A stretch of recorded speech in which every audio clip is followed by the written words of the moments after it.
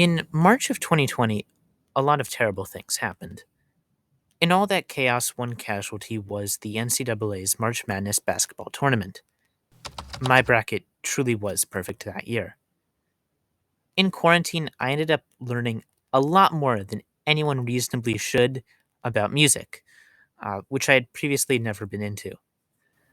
There's a surprisingly high amount of competitiveness in the modern music industry, kinda like it's a sport.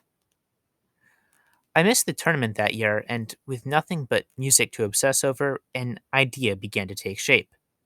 So, 2 years later, here I sit with a YouTube channel and am proud to announce the first ever musician March Madness tournament. I have selected 64 of some of the best, or more accurately, best charting musicians. On the left side, we have 32 female musicians, and on the right, we have 32 male musicians, solo acts only. The top divisions on each side represent artists from what I consider to be the modern era of music, like 1995 to today, whereas the bottom half are older musicians. In order for a musician to be considered, they must have had at least 3 songs chart on the top 40 of the US Billboard Hot 100.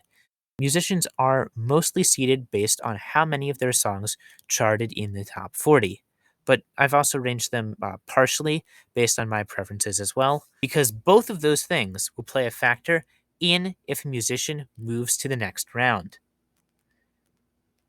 I've seen a lot of videos do something vaguely like this, but the creators just end up choosing either their audiences or their favorite musician in terms of who gets to advance. But I like chaos and making unnecessary work for myself.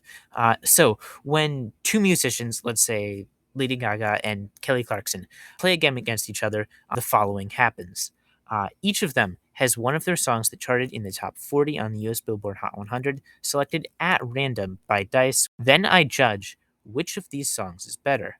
Whichever musician has the better song moves along.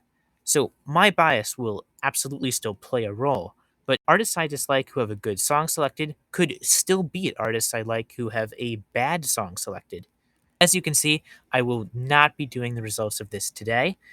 That's because I'm giving everyone the opportunity to play along by completing their own brackets attached in the description. The winner receives absolutely nothing at all, uh, maybe glory, but in the meantime, I will be releasing a few other music related videos, so you might be able to examine some of those to determine what my biases are and perhaps improve your own predictions.